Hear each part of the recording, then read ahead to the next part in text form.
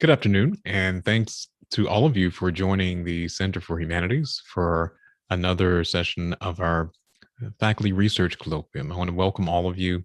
I'm Sylvester Johnson, Director of the Center for Humanities, and I want to begin by thanking Joe Fort, who directs the Athenaeum, which is the digital hub at Virginia Tech, for his work in helping to make this possible, and also Dominique Francesca, who is the business manager for the Center for Humanities, for helping to organize this event.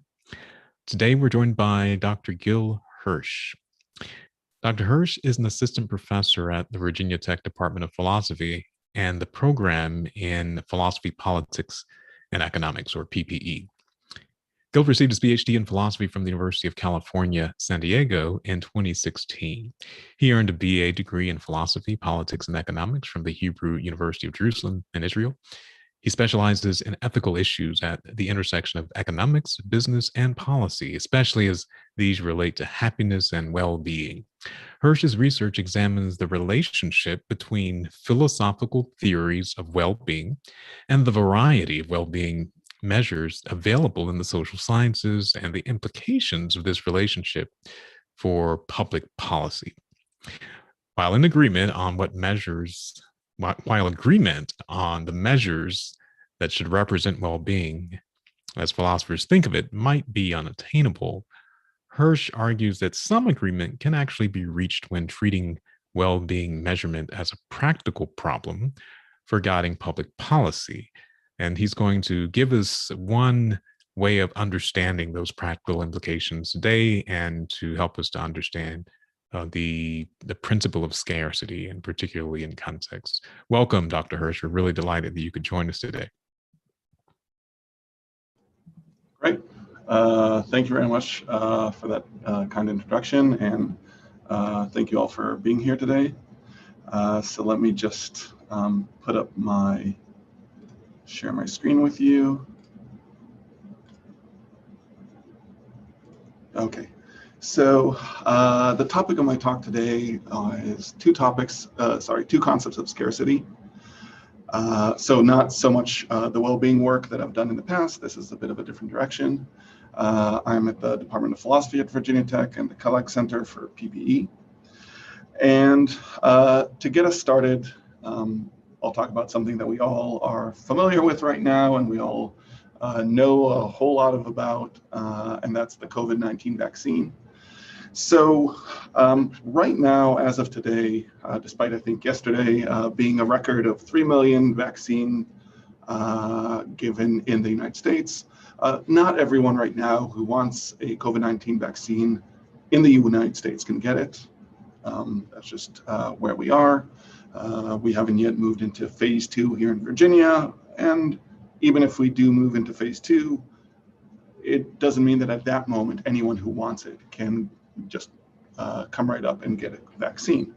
However, it's pretty clear that sometime by the fall, or by the winter, at some point in the next few months, anyone in the US who want a COVID vaccine will be able to get it. And so basically what we can see with the COVID vaccine is that demand will be met by supply at some point in the near future, despite it not being met by supply right now. So why do I mention the COVID-19 vaccine? Well, I'm interested in issues about how we distribute some good under conditions of scarcity. And so when we think about the COVID-19 vaccine, we can see that it's allocated more or less based on need. Now, we don't need to be we don't all need to agree exactly that the way that, for instance, Virginia allocated people into groups 1A, 1B, 1C, and group 2, that all that entirely is reasonable. We don't need to exactly kind of agree. We might think that maybe me as a humanities professor, I shouldn't really be in group 1C ahead of maybe people that interact with the public on a daily basis. We might disagree about the nuances, but it is clear that there was this kind of thought that, look, there's some differences between people. There are differences with respect to age, with respect to health conditions, with respect to job types, and that these differences seem like they're morally relevant for the decision of how to allocate the COVID-19 vaccine. And so, like I said, maybe we don't entirely agree with how, the state of Virginia decided to do this. But we do, most of us seem to think that, if people are 65 and over, there's reason to think that they should get the COVID-19 vaccine before people that are in their early 20s. And that is kind of, it seems around the world, that seems kind of to be the approach. What I'm interested in this talk is not so much how we think about the differences, how we think about cases where we have these, what I call morally relevant differences, but how we think about cases where we don't have these morally relevant differences. And when we think about the COVID-19 vaccine, you can think about, in group 1A had people 65 and over, but there's a lot more people back a few months ago, a lot more people that are over 65 that were eligible for that vaccine. And then we didn't have an additional system of thinking, well, this 65, this 70-year-old person is more eligible than this 71-year-old person because of these relevant facts. We basically kind of agreed that the only relevant fact is age. And so any further decision about how to distribute the vaccine among that group was done in a way that basically assumed that there were no morally relevant differences. Or if you think about, I think it is April 18th maybe, where phase 2 will start in Virginia. At that point, again, the assumption is that anyone that's eligible for the vaccine as part of phase 2, there's no additional morally relevant considerations of who's more entitled or deserving or more in need, whatever term we want. We basically treat everyone as we treat everyone the same. So I'm interested in those cases where we don't have the morally relevant difference. So that's kind of a first important point. Okay, so when we think about, for those kind of cases, how we distribute a good, one option that we have is the price mechanism. And so the price mechanism is basically kind of the economic option. You might have a good here, if you can see my arrow. We start at when the price is very low, demand might be very high. And what the price mechanism does is, by raising the price, we can reduce the quantity of demand for the good at that price until we hit what's a market equilibrium, until the prices clear the market. Now, we need a few assumptions about markets, how they work, that they all operate efficiently. There's no kind of problems with the markets. But generally speaking, the price mechanism is a good mechanism, an effective, an efficient mechanism for making sure that demand is met by supply by raising the price of a good until the demand diminishes enough to meet the supply. Now, that's one mechanism that's available. However, we usually think, there are a lot of cases where we think that we don't want to use the price mechanism in order to figure out how supply can meet demand. So one kind of blatant example of this has to do with what we call price gouging. So price gouging has a very negative context, right? If someone's accused of price gouging, we think that's a bad thing that they're doing. And you think about there's a hurricane somewhere. Now there's not a lot of fuel that's available, and so gas stations raise the price of gas because they can, because demand far outstrips supply. And we have laws against that here in Virginia. I think you can't raise it by more than 50% within a week. There's some kind of law about price gouging, something to that extent. And generally, we tend to think, most of us, at least intuitively think, that price gouging is morally impermissible. Now, what price gouging is this idea of the kind of the suppliers raising the price in order to use the price mechanism to allocate a scarce good. And so that's one example of where we think maybe the price mechanism is not the right way for us to decide how to distribute goods. There are plenty others. But the idea is that sometimes that price mechanism is off the table. And so generally speaking, there are two other alternatives that get used quite often. Both of them we're very much familiar with. So the first one is first come, first serve, or just queuing. So people want the good. Let's say in the case of the hurricane and the gas, people start lining outside the gas station, and people can get gas based on a queue. Now, that's a pretty familiar way of allocating things. We see it all the time. I don't think I need to explain much about how this works. The other system that we also use often has to do with lotteries. So of course we use a lottery in kind of the lottery when we play the lottery as a game to become millionaires. But we use lotteries in all sorts of situations where we try and allocate scarce goods as well. So you can think about, I don't know, you and your spouse each want the last cookie. And so you flip a coin. That's a form of lottery. Maybe people draw straws, a group of people draw straws in order to decide who has to clean up the room. The US famously had the Vietnam draft lottery. So lotteries are also something that's used in order to figure out how to allocate goods, and it's something that we are also fairly familiar with. And so if the price mechanism is off the table, these are generally the two options that we're left with. And when I think about how we decide, when we think first come, first serve is more appropriate, and when we think lotteries are more appropriate, then as a philosopher, what I'm trying to do is figure out some kind of principal distinction, some reason to think that in some contexts we should use the queues, and in some contexts we should use lotteries, and what are those contexts? And so the way to think about this that I've come up with, this is work together with Tom Rowe at King's College London, is to focus on scarcity. So we're all familiar more or less with the idea of scarcity. There just isn't enough of whatever it is that we want. And we can see here a quote from David Hume, there's not a sufficient quantity of them to supply everyone's desires and necessities.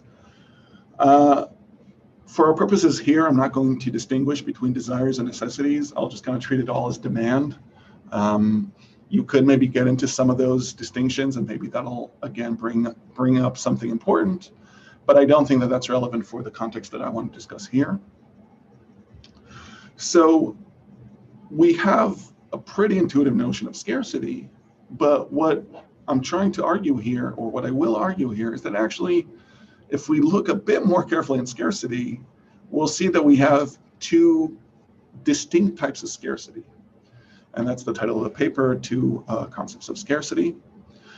And so in order to talk about these two different types of scarcity, which I call genuine scarcity and bottleneck scarcity, I'll begin by talking about what I call abundance. Okay, so abundance, sorry, let me just move this image here. So abundance comes up when there's a good where the demand for that good can be met by the supply and satisfied at any time. So notice I'm using these terms from economics, kind of supply and demand terms. What I'm introducing here right now, you'll notice this T0 and Tn is a time factor. So at T0, that's the current moment, and Tn is sometime in the future. So a good is abundant if demand is greater than supply, both now and in the future. So we can think about goods like air, which is a free good. You can just go and breathe whatever you want. That's an abundant good. Obviously, in cases if you're in a space station or in your submarine, or maybe in cases of air pollution, maybe we think differently about air. But generally speaking, we think about air as an abundant good.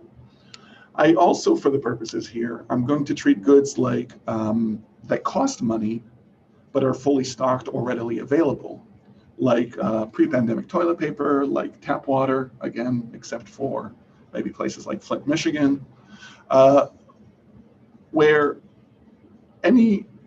it's not true that anyone that wants them can easily have them, right? I mean, they still cost money, and so maybe, but at least from the perspective of someone who I guess is middle class, toilet paper is abundant.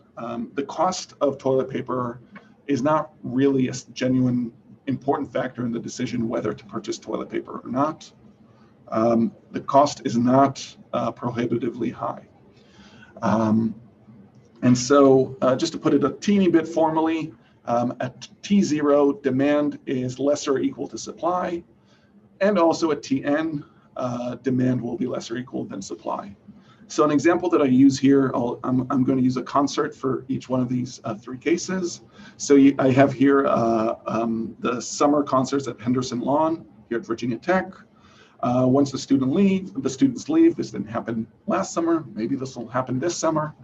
But this is a concert that doesn't cost any money. It's never so crowded that people can't find a spot. Anyone that can come can just plop themselves down on a blanket or on the grass and enjoy a concert. And I treat this concert as an abundant good. So the next type of scarcity, the one that we're probably more familiar with, is genuine scarcity. So this arises when demand for the good cannot be met by the supply, and it doesn't matter how much time elapses. So this is true both at T0 and in the future. So we can think about what economists call positional goods. I won't elaborate on this, but that's kind of inherently a scarce good. But we can think about things like tickets to the World Cup finals, or places a little bit more morbid, places on a lifeboat on the Titanic. These are goods that there just isn't enough of them to meet demand. And it doesn't matter, if you wait a little longer, they won't become more available. Maybe the relevancy of them will no longer, the need for them will subside, but the supply can never meet the demand when it's needed. So the kind of example with respect to a concert here, I have Taylor Swift. Her concerts sell out regularly. And the idea is that they sell out, which means that there's more demand than the supply can provide. There's some people that walk away disappointed because they didn't get a ticket to a Taylor Swift concert. And it seems like, at least as the current trajectory looks, it looks like the supply will never meet the demand. There will always be more people that want to go to a Taylor Swift concert than tickets available. Notice here that the price, while tickets cost money, Taylor Swift and concerts in general don't use the price mechanism in order to adjust it, in order to kind of raise the price so that supply does meet the demand at that price. It would seem people will probably think that Taylor Swift is obnoxious if she doubled the price of her tickets.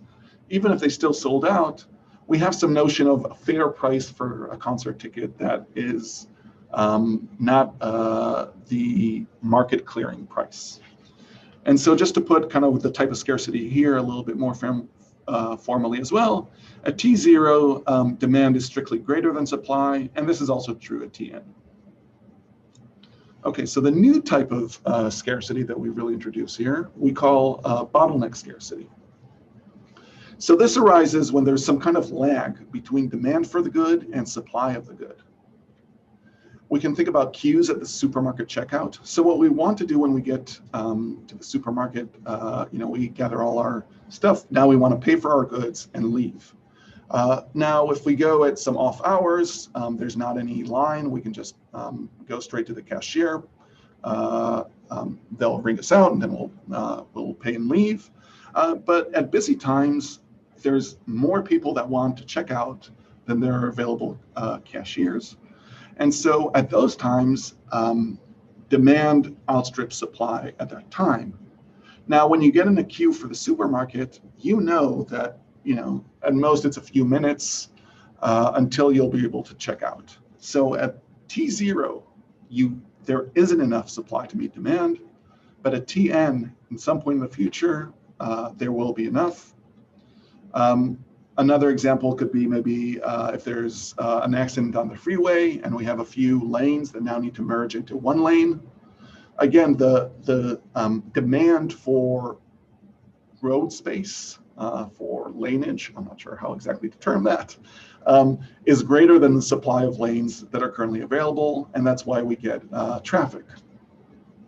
And so if we kind of took out, once the accident is resolved and all the lanes open up, maybe we have enough space to go forward. But that kind of issue is, we know that we're going to eventually get to our destination, we'll get through that patch of road, but not all of us that want to do it right now can do it because there are physical limitations of space. So the idea is that bottleneck scarcity operates like genuine scarcity at T0 and like a situation of abundance at Tn. So at T0, demand is strictly greater than supply, but at Tn, demand is lesser or equal to supply. So just to put all these kind of things together, you'll notice that for abundance and genuine scarcity, we don't actually need a notion of time, right? For abundance, I'm just saying that there's demand is lesser or equal to supply. And for genuine scarcity, I'm saying that demand is greater than supply. The time factor really comes into bottleneck scarcity. So it behaves like genuine scarcity at T0 and behaves like abundance at Tn.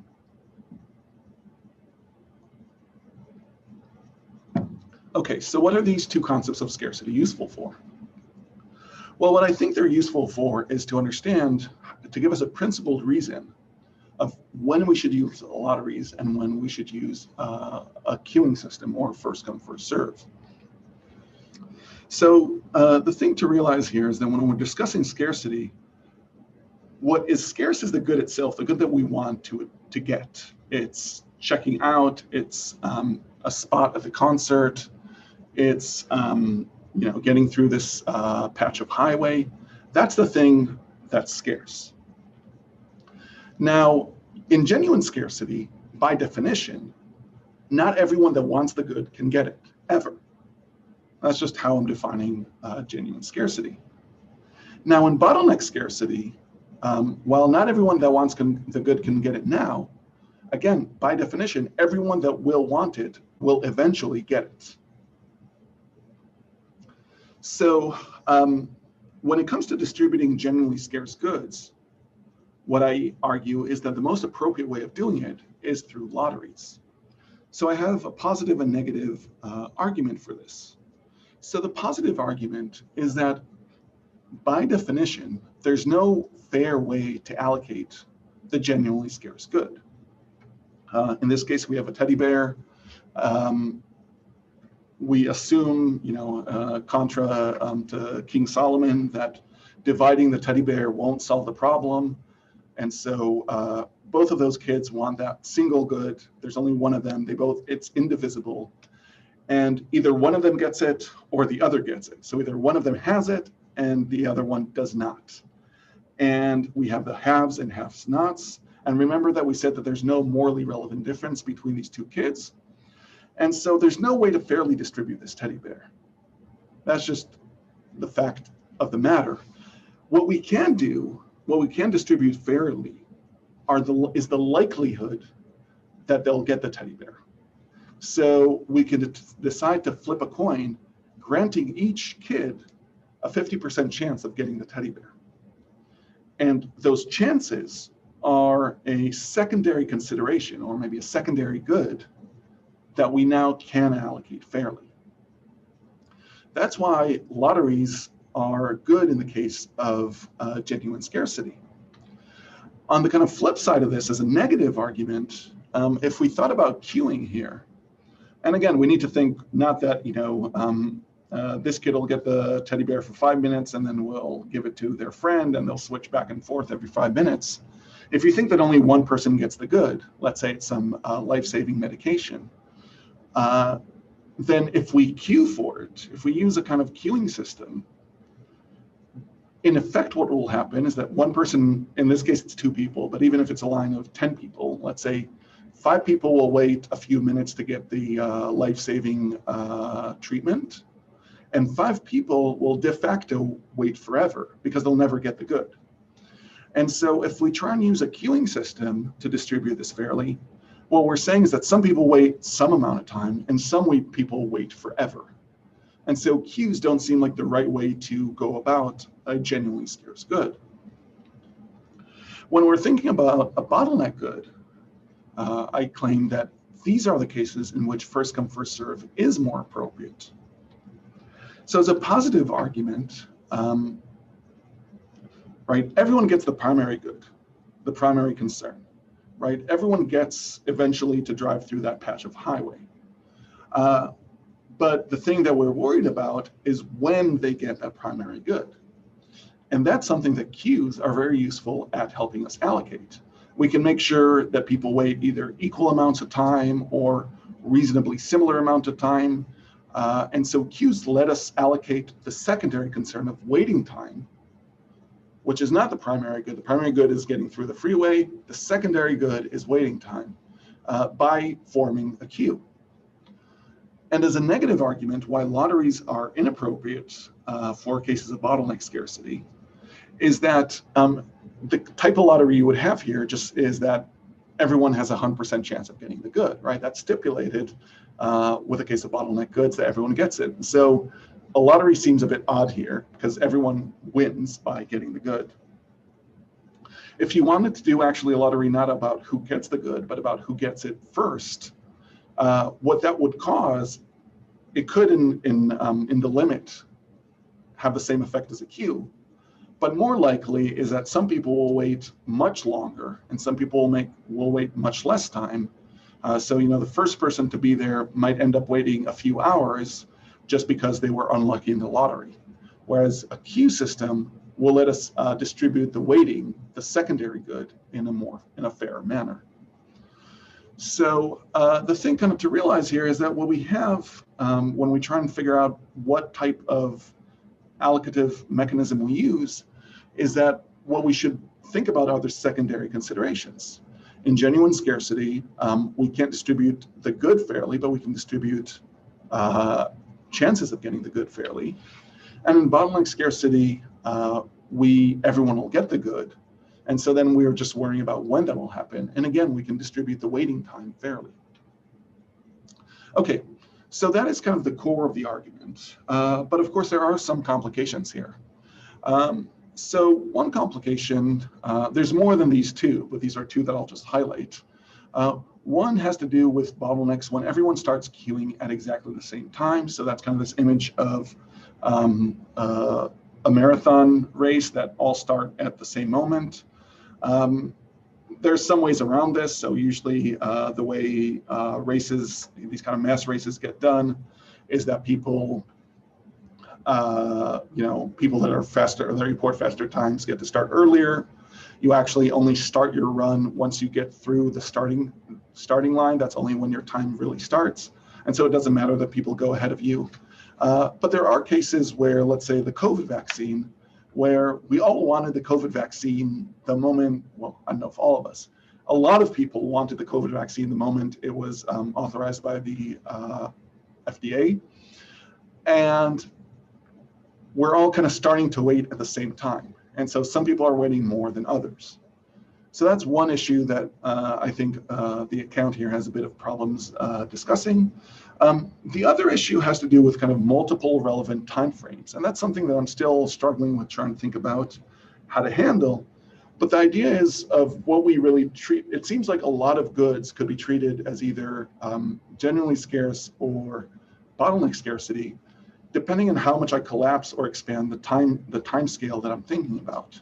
So we could imagine that the good of a COVID vaccine today is genuinely scarce because in the United States, only 3 million vaccines will be distributed today.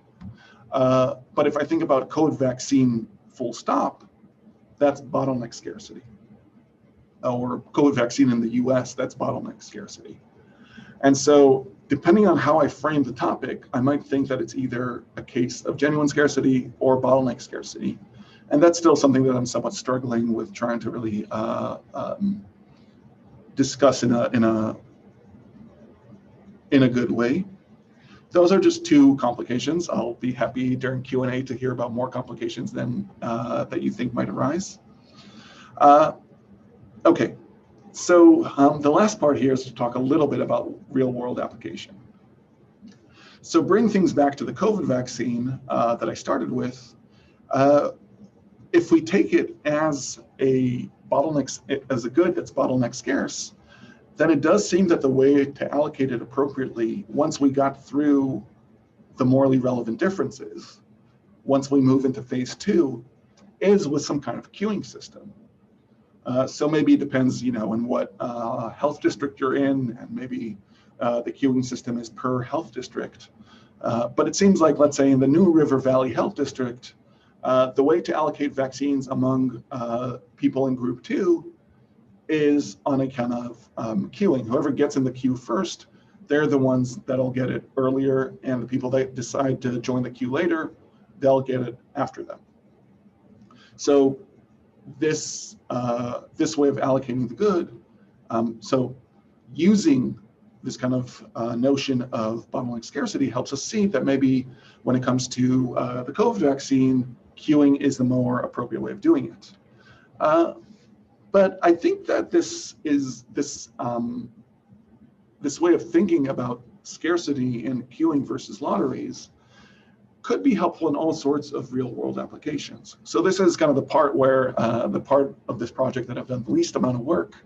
But I could see how this could help us think about maybe employment-based green cards to the US. So right now, I think if you're from South Asia and you are entitled to an employment-based green card, I think the average waiting time, if I remember correctly, something like 50 years or something kind of absurd like that. And so while you could say, look, that's just a bottleneck, it's a really long bottleneck, but it's still a bottleneck, a case of bottleneck scarcity, then you'll think that just queuing and doing it first come, first serve is the appropriate manner. However, if you, I think in this case, more reasonably think that, look, this is de facto just a case of genuine scarcity, because if you're 30 and you only get your employment-based green card when you're 80, that probably won't do you very much good. And so if we think of it as a case of genuine scarcity, then maybe we'll think that a lottery is a more appropriate way of distributing the good. Of course, the US could just allow more people in as another option, but holding fixed that the US isn't going to do that, that's one way to think about the appropriate way of distributing the good. I think maybe in the case of clinical trials for medical treatments, that people want to get that treatment. So if you have a certain health condition and there's treatment that's currently an experimental treatment, sometimes you have more people wanting the good being participating in the medical trial than are actually needed for the trial purposes. And so there too, that might be more of a case of genuine scarcity rather than bottleneck scarcity. And depending how we think of it, we might decide how to allocate that good more appropriately. Another example could have to do with court date backlogs. So we might think that if there's there's various racial disparities where, broadly speaking, Blacks and Latinx people tend to wait. When they wait for their court dates, they tend to do it in jail. I'm trying to remember the difference between prison and jail. In jail, I think. Whereas whites tend to wait to not need to spend that waiting time in jail. And so if there's a difference there between how you spend your waiting time, that also might have some kind of implication for how we think about the good of getting the trial, right? Because if you can get the trial and get it over with sooner, it seems more important if you're waiting incarcerated, while if you're waiting non-incarcerated, that also has all sorts of effects with the likelihood that someone will accept a plea deal. And so again, I think the type of way we think of the scarcity can affect how we think about maybe solving these real world cases. But again, this is the part of the talk that's the least developed. Okay, so what have I tried to do here? Well, I start by the stipulation that there are no morally relevant differences between individuals. And then we try and figure out how we distribute the good. I said that the price mechanism is not an option because for a variety of kind of morally relevant, for a variety of moral arguments that we might not like to have markets for everything. And so what determines the appropriate way to distribute the good is the type of scarcity that's involved. If it's a case of genuine scarcity, then the good that should be distributed using a lottery. because we can fairly distribute chances, even if we can't fairly distribute the good. And if it's a case of bottleneck scarcity, then everyone can get the good, but now we have a problem that some people wait longer for it than others. And so the way we can distribute that fairly is using a queue. And that's my talk for today, and I look forward to hearing your questions. So thank you very much.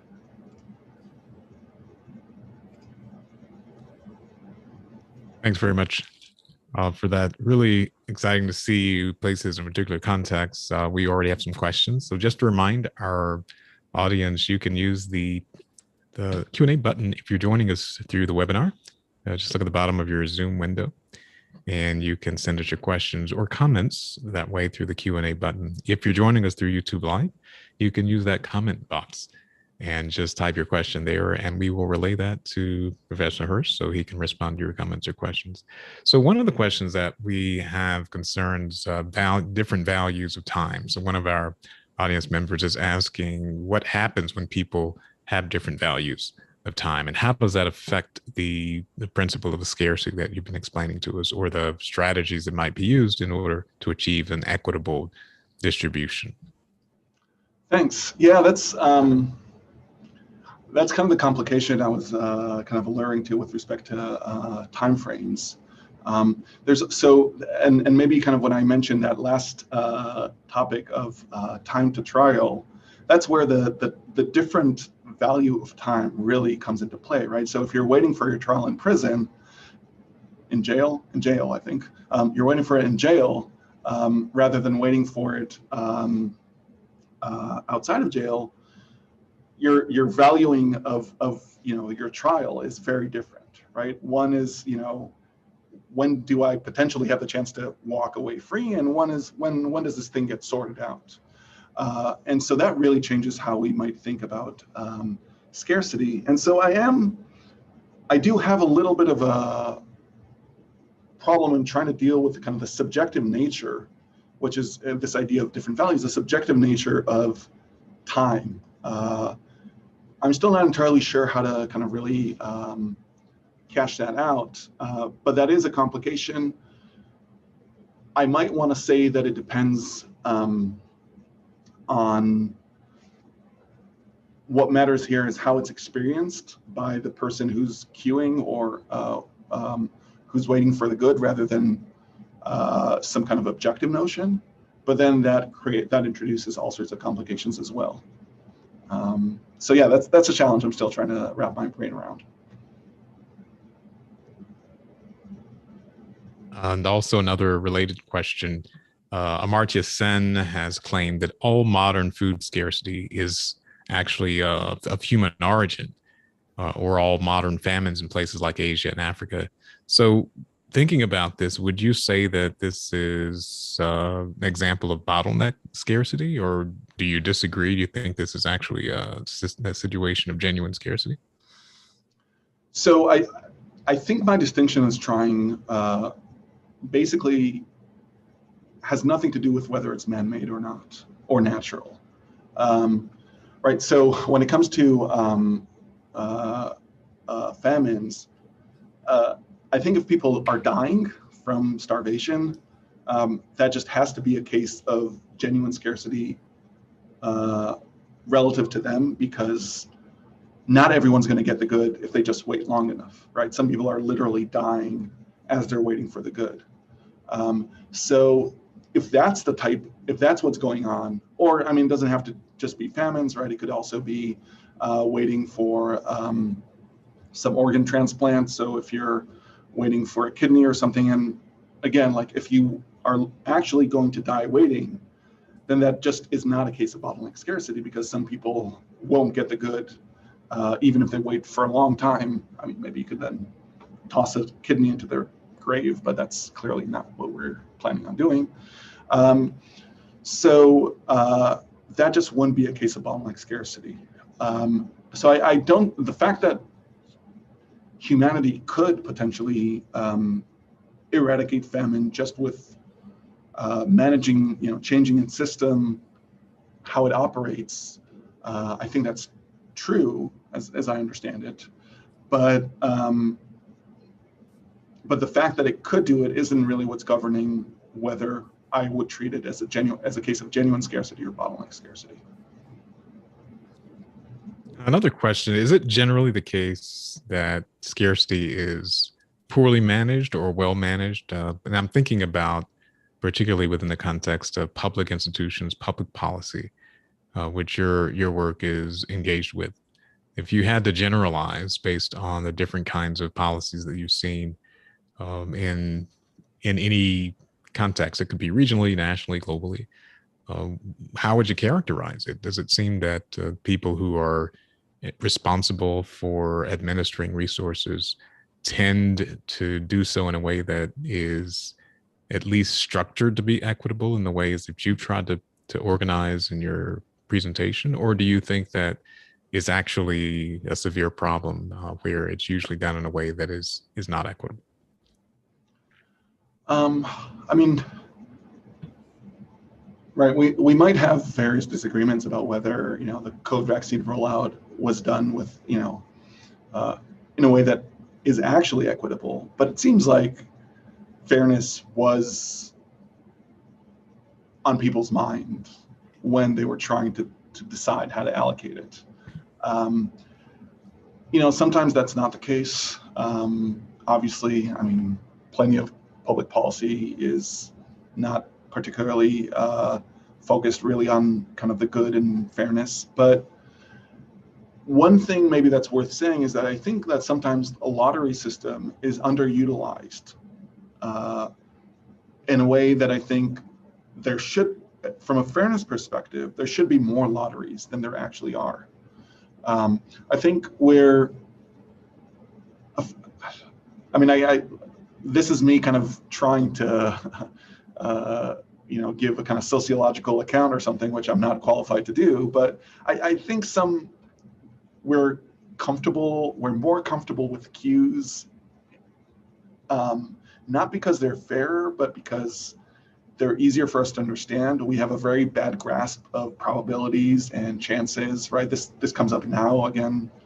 It's easy to point to all our notions of, the likelihood that we'll contract COVID, how dangerous it actually is to, if you come down with COVID, how, what does it mean that the vaccine is 95% effective?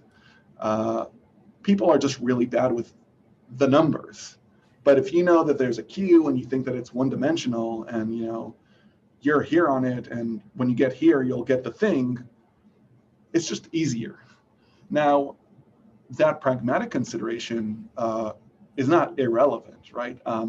We might be fair to people, but if they don't perceive themselves as being treated more fairly, then that's a problem. And sometimes it might matter to make sure that they also perceive themselves to be treated fairly, not only that, us, the experts, know that we're actually doing it in the fairest way, if it's not understandable.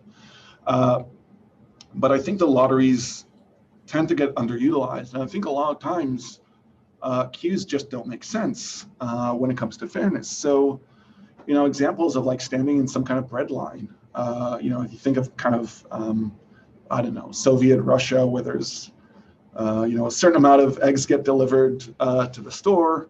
And again, we need to assume here also that these things aren't divisible more and more, right? So let's say a person gets an egg, and you wouldn't give half an egg to a person. If you just you just tell people to queue up, and the first 50 people in the queue will get it, and then the last 50 won't.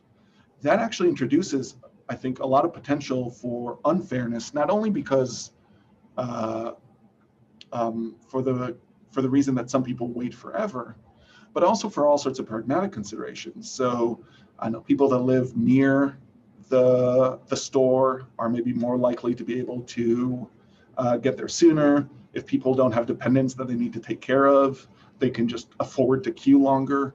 So a lot of times queues replace the price mechanism in a way that, again, clears the market in a sense that, I have the currency of waiting a long time, or maybe I can pay someone to wait for me if you want to bring in money through the black market. But that becomes kind of a currency that some people are richer than others with respect to time. And that seems, at least to me, like a morally irrelevant consideration. So if we think that money is sometimes morally irrelevant, I think also time wealth should be morally irrelevant. And if we have a system that lets that happen, that seems, to my mind, unfair.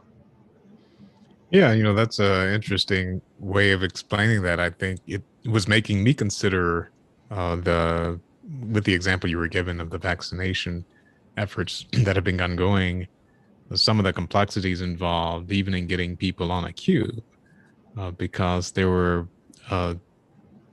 was quite a bit of disparity in people's access to or familiarity with using digital tools. With the internet, if you use it all the time, it might seem like it's as easy as drinking a glass of water. But if you're not used to getting on a computer or using an app or navigating the internet, particularly for lots of seniors who did not grow up with the internet, that actually presented a lot of complications. But that was a queue process. You were talking about lottery processes being one that would be more equitable in that instance than others. So I'm curious about something. I hope this is not an unfair question, because to me, even as I think about asking it, it sounds really complicated. But if you had to imagine a possible re-scripting of the vaccination rollout that would be lottery based, what do you think might be a possibility that theoretically could actually be a more equitable approach to handling the scarcity?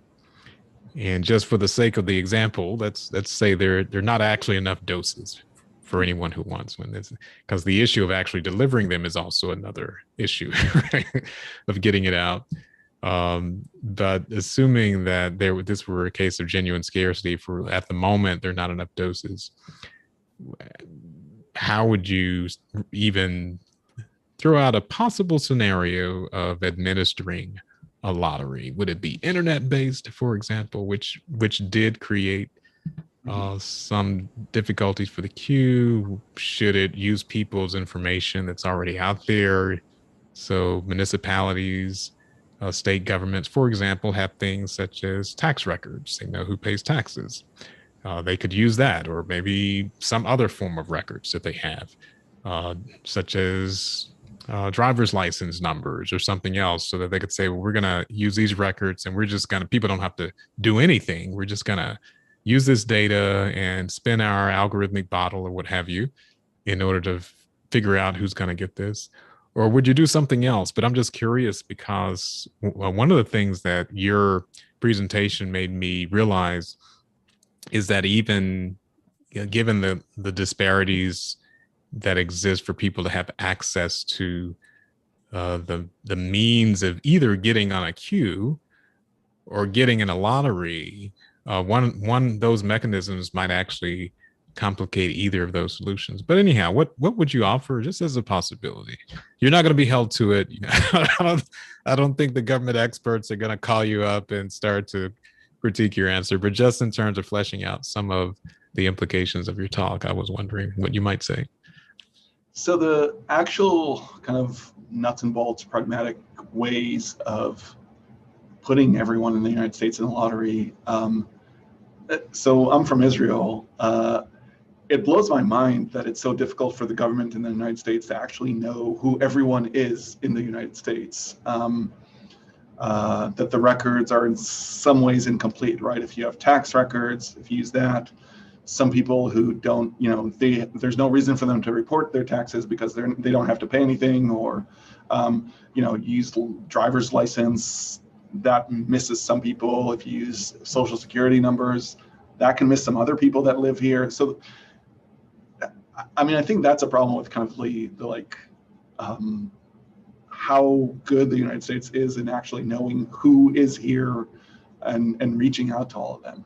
But I would say that, if there was a limit, I would even advocate this to some degree in the current scenario, but if there was some limit, right? So if, let's say there's 300 million Americans and we only have 200 million vaccines to allocate, instead of kind of doing it the way it's been done, where we have people in these groups and the people, it's a lexical ordering where the people in the front of the queue that, the healthcare workers, they 100% will be before me. What I would suggest or offer in that kind of scenario is a weighted lottery. So I was kind of careful not to talk about equal chances, but talk about fair chances, because I think we could combine the fact that, look, someone who's 80 years old has some greater chance than someone who's 40 years old of dying from COVID. But someone that's 40 years old doesn't have a zero chance. And so what you could do is have a weighted lottery where, let's say, someone who's 80 years old has 20 times more a greater chance of getting the vaccine than someone who's 40. But someone who's 40 still has a chance, rather than making sure that, the 80-year-olds 100% get it and the 40-year-old, there's zero chance. So I think a weighted lottery would be a good way to bring in the morally relevant considerations, but still in a way that I think is actually fair. Now, the administration of that, that's going to be a nightmare. I'm not saying that that's pragmatically very easy to do, but I think as a matter of fairness, that would be a fair way of allocating something like a COVID vaccine where there are morally relevant differences, but some people that are kind of towards the back of, the 20-year-old that's healthy, or that is, as far as we know, healthy, but maybe has an underlying condition that never got discovered until they get COVID and die. I mean, some 20-year-olds have died from COVID. It seems like that would be a good way to still give them a chance of getting it. So I think that would be a fairer way of doing things. The pragmatics, that's, sorry, that's not my job. And I don't envy people that try and do the pragmatics of that. Yeah, awesome. Before we go, just to acknowledge one of the questions that was queued up is related to something you just said. So this question is, do you think a lottery system should be structured so that all people have an equal chance at whatever the desired object is, whether it's food, tickets, or vaccine, or should need be prioritized so that those with the greatest need have the greatest shot at winning the lottery, while those with the lesser need can still win a share of the product but have the odds against them? And if so, how do you determine this? So it sounds like you were anticipating this kind of question with the answer you just gave, where an 80-year-old would have a weighted chance of getting this to their advantage versus someone who's half their age who would also have a chance, but a lesser chance. So does that sound like a fair answer to this question, or was there anything you might elaborate on for that question? Yeah, so I want to be kind of perfectly clear that I don't think that fairness entails equality. I don't think that those two things always match up perfectly. Definitely not with the case of, I think fairness obviously means that I shouldn't have the same likelihood as getting the vaccine as an 80-year-old. And so, it could be weighted, again, like the practicalities of exactly how you weight it. So you could try and think about you look at the statistics, you see how many 80-year-olds have died from COVID, how many 40-year-olds have died from COVID, and you try and do it based on that. But you could also maybe do it not based on need. We might think that consideration that's more, maybe more touchy, but something like who contributes more to society. So it's not because I need it more, but because my job is more important to society, not mine specifically. Maybe someone in a doctor, a medical doctor in this case, or maybe because they don't need it more, but they're exposed to it more, or they're more likely to pass it on to be, just because there's a greater likelihood that if they get it, they'll spread it more. And so we can bring those considerations in. And I still think those would be fairness considerations, but they wouldn't entail just equalities, splitting the chances equally. Well, we've reached near the end of our time. I certainly want to thank you, though, for not only sharing with us the work that you're doing to address what's a very important question, but one that's really urgent now in some particular contexts, including public health, but also so many different areas. There are many, many examples I could think of. I was thinking actually of things like charter schools, which do run on lotteries, and the accessibility to publicly assisted housing or publicly subsidized housing. There are other things that come up. You gave the example of people who need an organ transplant, for example. And so there are very compelling real world scenarios where this need to try to figure out what actually constitutes fairness is important. Is it a lottery system? Is it a queue? And how should that get administered? And what are the parameters that should define that? So really fascinating topic. Thanks so much again, Dr. Hersch, for sharing your work with us. And to our audience, our viewers, thanks so much for joining us today. We hope that you'll look out for our communications about some of the upcoming talks that we have scheduled for the remainder of the semester, and hope that you'll join us for those. Thanks very much. Great. Thank you. Thank you very much.